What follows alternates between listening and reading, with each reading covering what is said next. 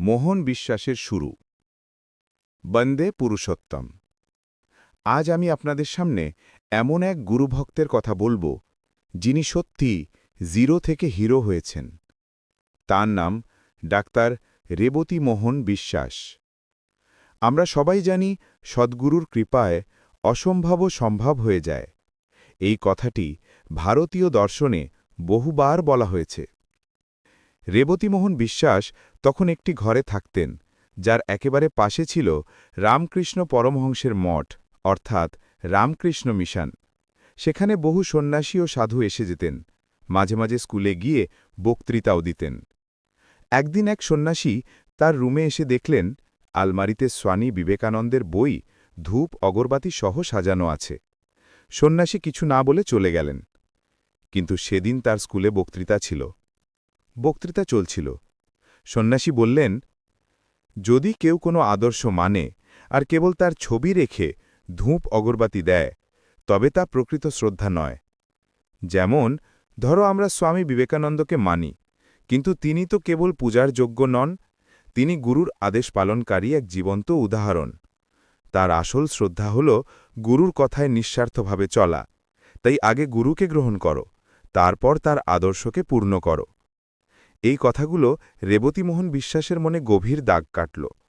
তিনি ভাবলেন, হয়তো সন্ন্যাসী আমাকেই লক্ষ্য করে বলেছেন, কারণ তিনি তো আমার ঘরেই এসেছিলেন।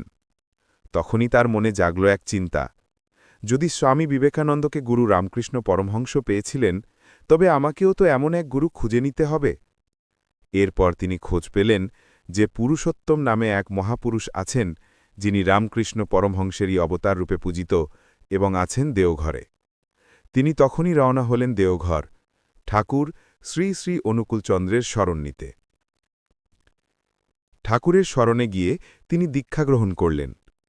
এরপর আইএসসি পরীক্ষা পাশ করে ঠাকুরের কাছে এলেন এবং বললেন, ঠাকুর, আমি পরীক্ষায় পাশ করেছি, এখন আমি কি করব? ঠাকুর হেসে বললেন, এখন তুমি বিএসসি করো। রেবতী মোহন চিন্তিত হয়ে বললেন, ঠাকুর, আমার কাছে টাকার অভাব, আমি কেমন করে করব? ঠিক সেই সময় এক সহপাঠী বন্ধুর সঙ্গে তার দেখা হল। বন্ধুটি তাকে এক বিচারকের কোয়ার্টারে নিয়ে গেল, যেখানে এক বিধিসম্মত ভদ্রলোক, অর্থাৎ বিচারপতি বা অ্যাডভোকেট থাকতেন, যার সন্তান ছিল না। তিনি রেবতীকে নিজের ছেলের মতো রেখে দিলেন এবং ৮০ টাকা দিয়ে তার ভর্তি করিয়ে দিলেন। ঠাকুরের কৃপায় তার প্রথম সমস্যা মিটে গেল। তিনি বিএসসি সম্পন্ন করলেন এবং আবার ঠাকুরের কাছে এলেন। ঠাকুর বললেন, এখন তুমি এখানেই থাকো। গীতা, কোরআন, বাইবেল, পতঞ্জলি দর্শন আর বাংলা, ইংরেজি, হিন্দিতে ভাষণ শেখো। তিনি ঠাকুরের আদেশ মেনে আশ্রমেই থেকে সব পড়াশোনা শিখলেন। ঠাকুর একদিন বললেন, তুমি ইংরেজিতে এমএ করো, তাতে তোমার নামের পাশে ভালো উপাধি দেখাবে।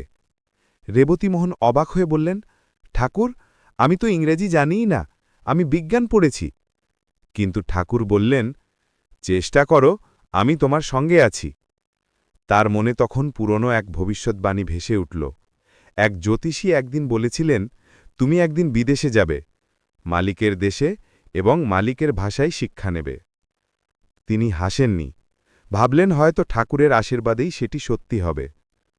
প্রথম বছরে তিনি ফেল করলেন, খুব কষ্ট পেলেন।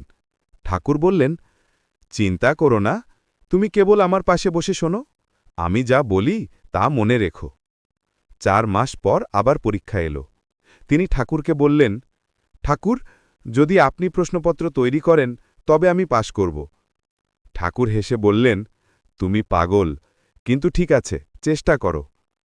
পরীক্ষার হলে গিয়ে প্রশ্ন খুলে দেখলেন, love and marriage, science and religion, এইসব বিষয়ে প্রশ্ন এসেছে, যেগুলো ঠাকুর প্রায়ই আলোচনা করতেন। তিনি সহজেই উত্তর লিখলেন এবং ফলাফল বেরোল, তিনি ইংরেজিতে পাশ করেছেন। এরপর তিনি বিদেশে গেলেন, আমেরিকাতে। সেখানে ঠাকুরের দর্শনের ওপর গবেষণা করে পিএইচডি অর্থাৎ ডক্টরেট লাভ করলেন। একদিন তার প্রফেসর তাকে জিজ্ঞেস করলেন, আপনি গুরুর ওপর এত বিশ্বাস করেন কেন? রেবতী মোহন হেসে বললেন, যেমন খাবারে লবণ না থাকলে তা স্বাদহীন লাগে, তেমনি জীবনে গুরু না থাকলে সেই জীবনও নিরস ও অর্থহীন। এইভাবেই তিনি প্রমাণ করলেন, গুরুভক্তির লবণেই জীবন সুস্বাদু হয়। জয় গুরু।